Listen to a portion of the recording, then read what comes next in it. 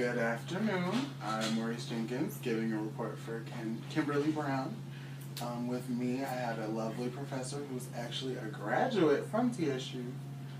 Dr. Boudreaux, would you care to introduce yourself? Hi, I'm Dr. Diane Boudreaux, and I am a visiting professor at Texas Southern University in the psychology department. Yes. Now, Dr. Boudreaux, is it true that you graduated also from Texas Southern? I absolutely did. I graduated from Texas Southern. Actually, I completed my coursework in December of 1976. Oh my God, that's aging. But at the same time, at that time, we didn't have a December graduation. So you had to wait until the spring semester to be able to show that on your diploma. So you couldn't show that you graduated in the fall of December of 1976. So my degree actually has May of 1977, which was depressing for me because I actually worked really hard to get through in December of 76. I stopped a semester, and I was a year ahead of my class, and so in order for me to stay a year ahead of my class, I needed to finish at 76. So I did. But my degree doesn't show it anyway. So that's sad, but it is what it is. Are you a native Houstonian? Or? I am a native Houstonian. I grew up in 3rd Ward, blocks away from the university on Rosedale Street. My father actually had a furniture store that a lot of people knew of back then. He was very involved in the Houston business community. One point, I know he was vice president, may have been president at different times too, of the Black Chamber of Commerce, which was right off of Wheeler Street.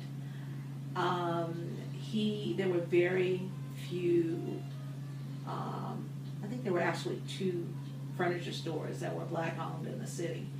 And he did interior design work and sold new furniture and did refinishing, and had a lot of clients that came in for River Oaks, which was really kind of interesting because a lot of people don't realize that back then, if a African American business person had a trade that people wanted to offer, white people would still come in and support us, sometimes more than our folks would, as long as you had what they needed.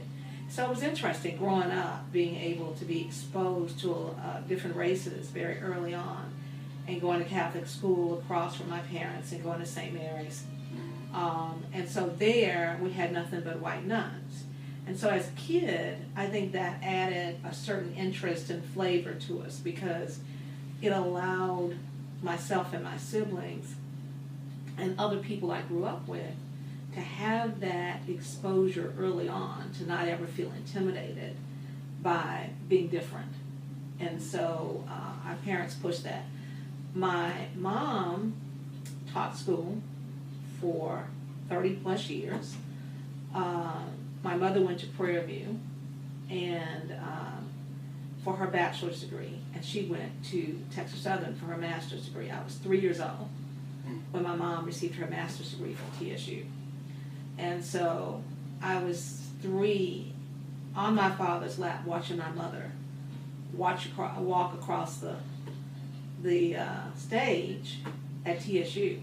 So there's a strong history there. In addition to me, I have a brother who received his bachelor's from here and his law degree from South Texas, and a sister who went here and received 2 other sisters who went here, one who received one in education, the other one was in business. And so the family has a real strong background. I have a niece that graduated with honors from here in chemistry. So I'm a real strong Houstonian and TSU person.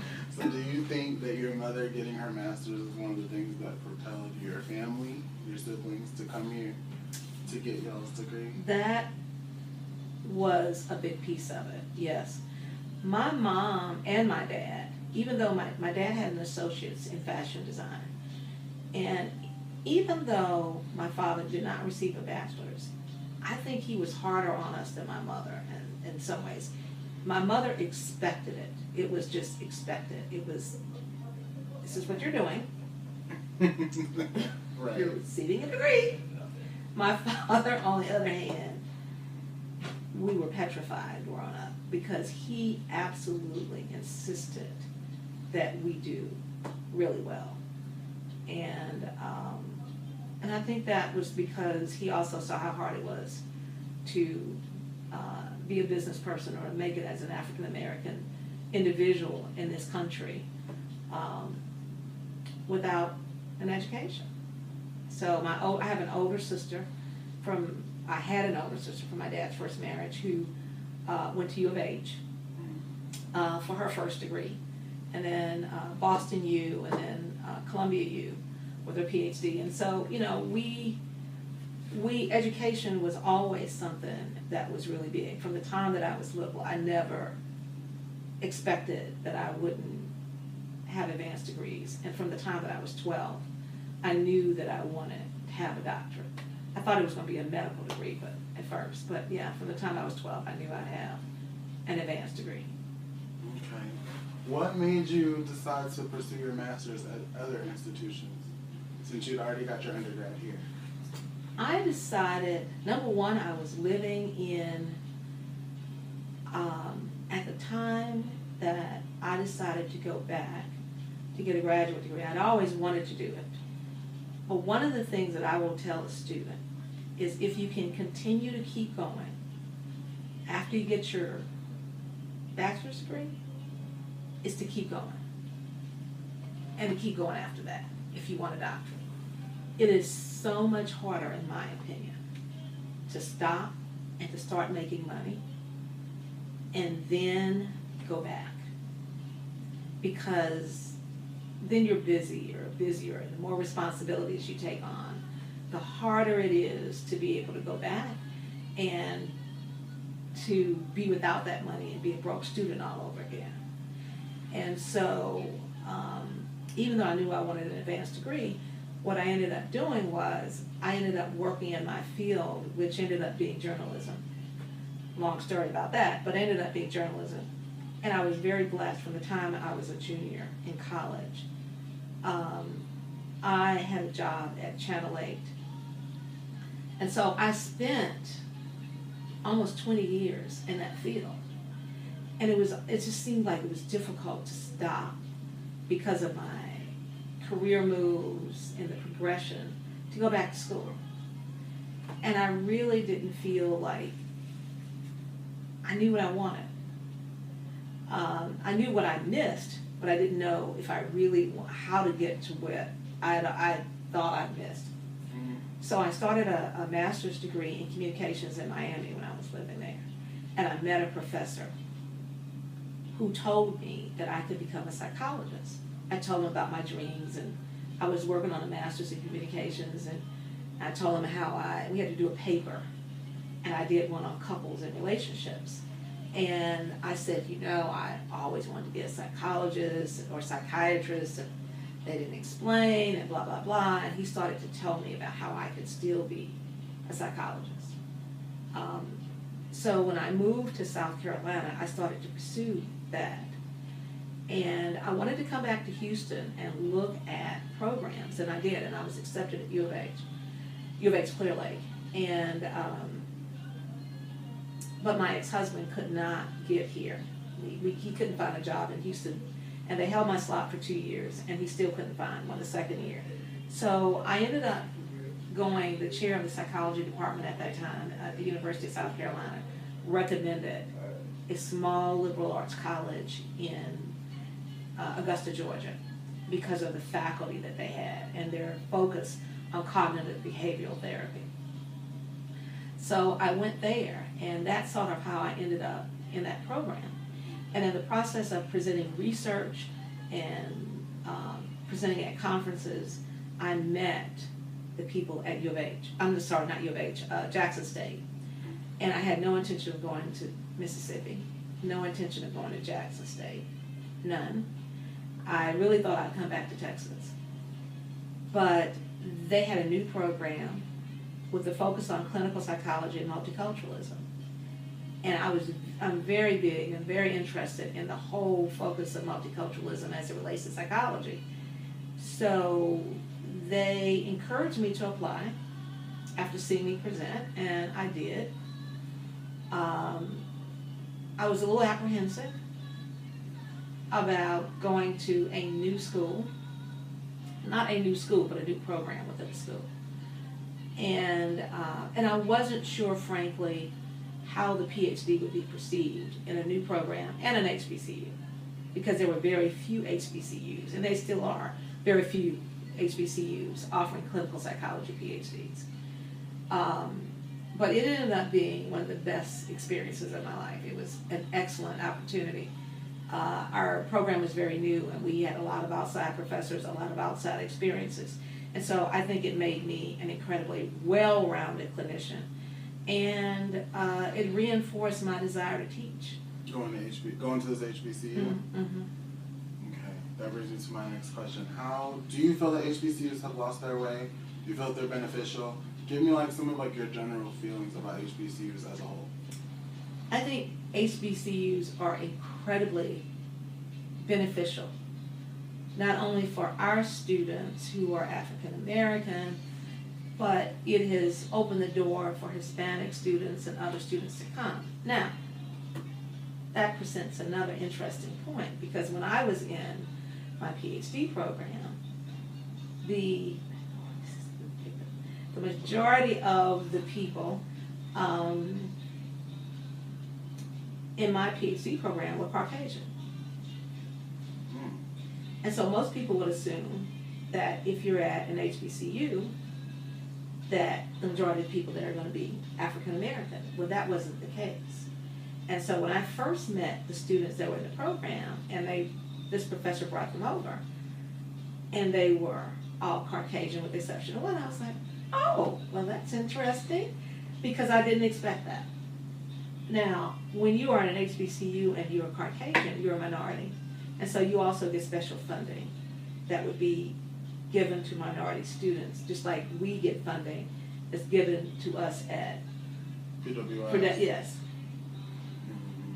So it is kind of interesting to see those funds go there versus with us, because we're at an HBCU. And so in my program, we were the 4th class. We were the largest class that they had had to date, and it was half and half for the first time.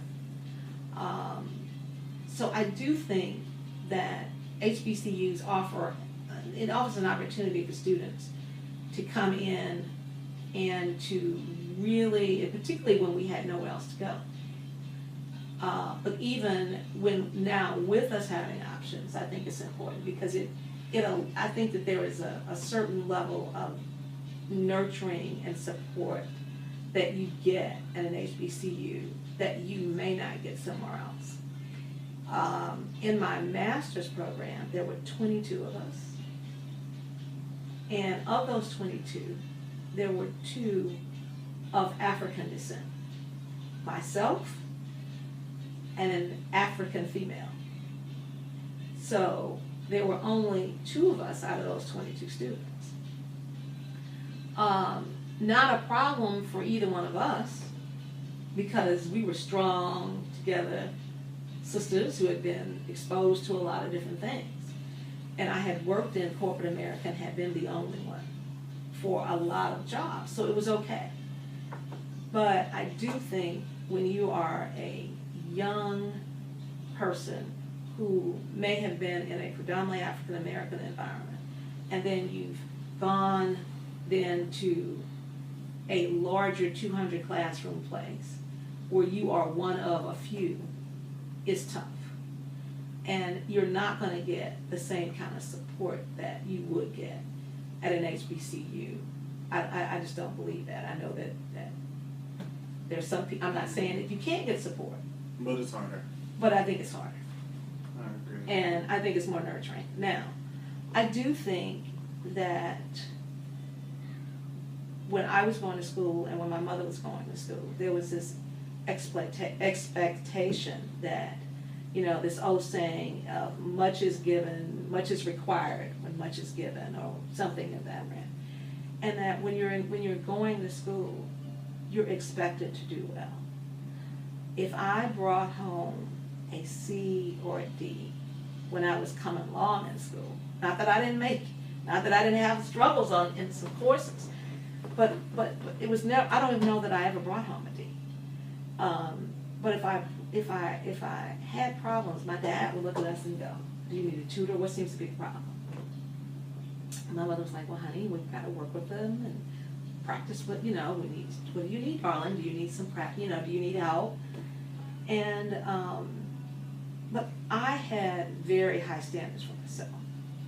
And I think most of us who were in school then, we knew that we were given this opportunity to go. And that some of our parents had already gone, and they had also gone, and they expected us to do really well. Or some parents didn't have an opportunity to go. Or grandparents didn't have an opportunity to go. And you were that person that was continuing that legacy of education, or you were the first one, or you were, and so you were expected to do well. I think that we've lost some of that in this generation.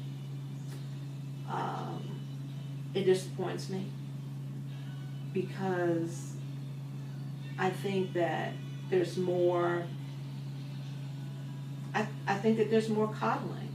I think that the idea of, I never remember getting 100 extra credit points or all these opportunities for extra credit points. I think when an F is really a C, or a C is really an F, or something else on the final grade, then we're hurting students. I think it's one thing to support a student along the way, to get them there. It's another thing if at the end of the semester you really have an F, and the student gets a C, and then they go to grad school and they think, or a student is really a C or D student, and we give them an A, and they go to grad school assuming that they're an A student. I think it cripples them, and it's not fair to them.